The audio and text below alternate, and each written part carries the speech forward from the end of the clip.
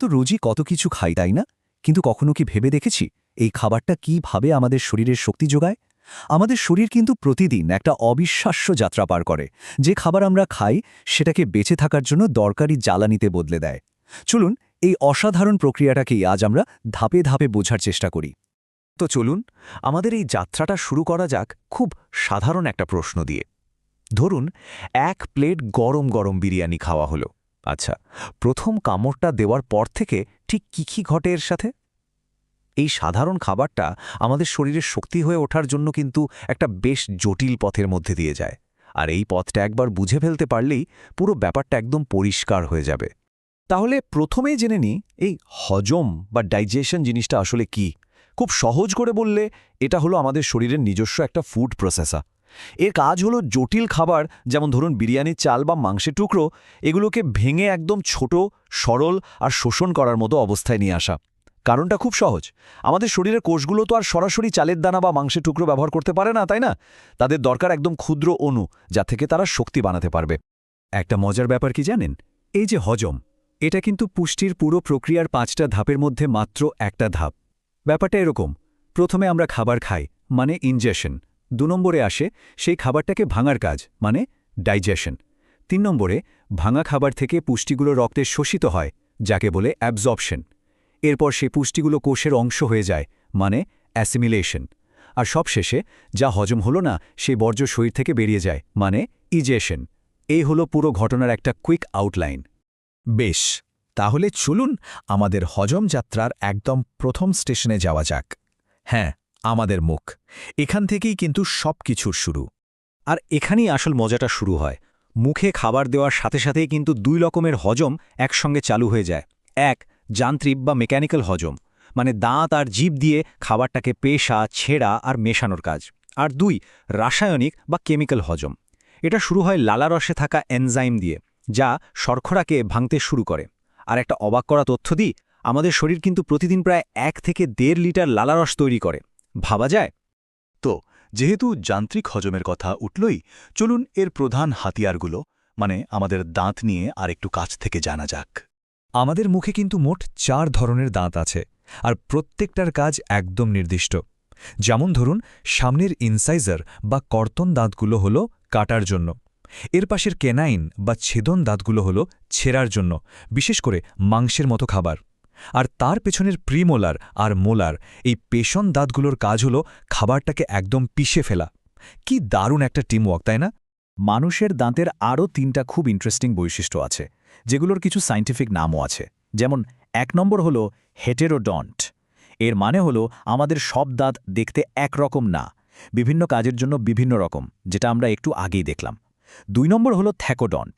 এর মানে দাঁতগুলো এমনি এমনি ঝুলে থাকে না, বরং চোয়ালের শক্ত গর্ত বা সকেটের মধ্যে একদম গেঁথে থাকে। আর 3 নম্বরটা আমাদের সবার পরিচিত ডাইফায়োডন্ট, মানে জীবনে 2 সেট দাঁত ওঠে, একবার দুধ দাঁত আর একবার পার্মানেন্ট দাঁত। এই যে ডাইফাইডন্ট বা 2 সেট দাঁতের ব্যাপারটা, সেটা এই ডেন্টাল ফর্মুলা দিয়ে খুব সুন্দর করে বোঝা যায়। আচ্ছা, এই যে সংকেতটা দেখছেন 2102 বা 2123, এটা আসলে কি? এটা হলো আমাদের মুখের যে কোনো এক পাশের, ধরুন ডান দিকের ওপরের পাটির দাঁতের হিসাব। যেমন দুধ দাঁতের বেলায় ফর্মুলাটা হলো 2102, মানে 2টা ইনসাইজার, একটা কেনাইন, কোনো প্রিমোলার নেই, আর 2টা মোলার। তাহলে এক পাশে হলো মোট 5টা, 4 পাশে মিলে হলো মোট 20টা। আবার দেখুন স্থায়ী দাঁতের ক্ষেত্রে ফর্মুলাটা পাল্টে হয়ে যায় 2123, কারণ এখানে 2টা প্রিমোলার যোগ হয়, আর মোলারও একটা বেড়ে যায়, ফলে মোট দাঁত গিয়ে দাঁড়ায় 32টায়। দাঁত তো খাবার পিষল, কিন্তু এর সাথে আরেকটা গুরুত্বপূর্ণ প্লেয়ার আছে, জিভা। এর কাজ কিন্তু শুধু স্বাদ নেওয়া নয়, জিভা একটা অসাধারণ মিক্সারের মতো কাজ করে। খাবারটাকে ঘুরিয়ে ফিরিয়ে লালারসের সাথে খুব ভালোভাবে মিশিয়ে দেয়। আর এই মেশানোর ফলেই তৈরি হয় একটা নরম গোলাকার মণ্ড, যাকে বলে বোলাস। এই বোলাসটাই কিন্তু গ্যালার জন্য একদম রেডি।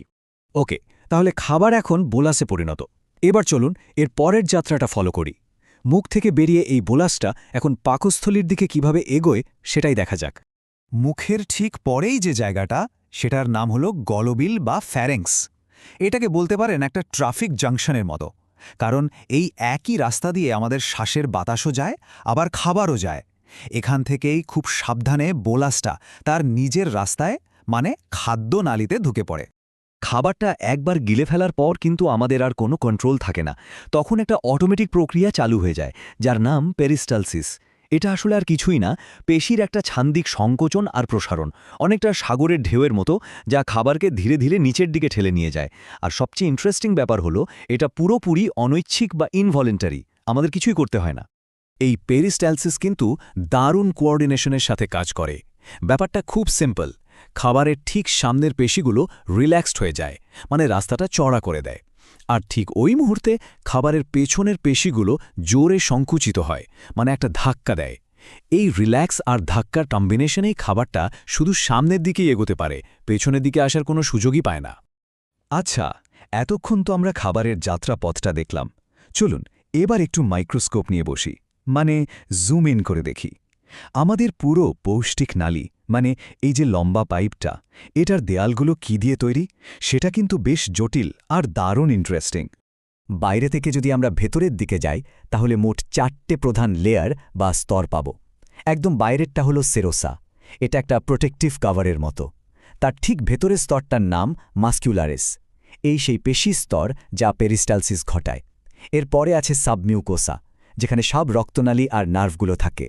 আর একদম ভেতরের যে স্তরটা সরাসরি খাবারের সাথে টাচে আসে, সেটার নাম হলো মিউকোসা। আর এখানেই সবচেয়ে অবাক করা বিষয়টা লুকিয়ে আছে। আমাদের এই পৌষ্টিক নালীর নিজস্ব একটা ছোট্ট মস্তিষ্ক আছে। হ্যাঁ, ঠিকই শুনেছেন, এর দুটো পার্ট আছে। একটা হলো অরব্যাকের প্লেক্সাস, যেটা মাস্কুলারি স্তরের মধ্যে বসে থেকে পেরিস্টালসিস কন্ট্রোল করে, মানে কখন পেশি চাপ দেবে, কখন ছাড়বে। আর আরেকটা হলো মেইজনারের প্লেক্সাস, যেটা সাবমিউকোসা স্তরে থেকে ঠিক করে যে কখন আর কতটা পাচকরস বের করতে হবে, মানে পুরো সিস্টেমটা নিজেই নিজের বস। তাহলে এই পর্যন্ত আমরা যা যা দেখলাম, চলুন সেটা একবার ছোট্ট করে ঝালিয়ে নিই আর ভাবি যে এই যাত্রার শুধু প্রথম ধাপটাই কতটা জটিল। একবার শুধু ভাবুন তো, আমাদের কাজ ছিল শুধু খাবারটা মুখে দেওয়া, তারপর সেটাকে চূর্ণ করা, মেশানো, রাসায়নিকভাবে পরীক্ষা করা, আর একটা নিখুঁত সিস্টেমে নিচে পাঠিয়ে দেওয়া। এই এতগুলো কাজ আমাদের শরীর নিজে থেকেই করে ফেলেছে, আমাদের কোনো কনশাস এফোর্ট ছাড়াই। কি অসাধারণ একটা অটোমেশন, তাই না? হজমের এই যাত্রা কিন্তু সবে শুরু, এর পরের ধাপগুলো আরও অনেক বেশি রোমাঞ্চকর।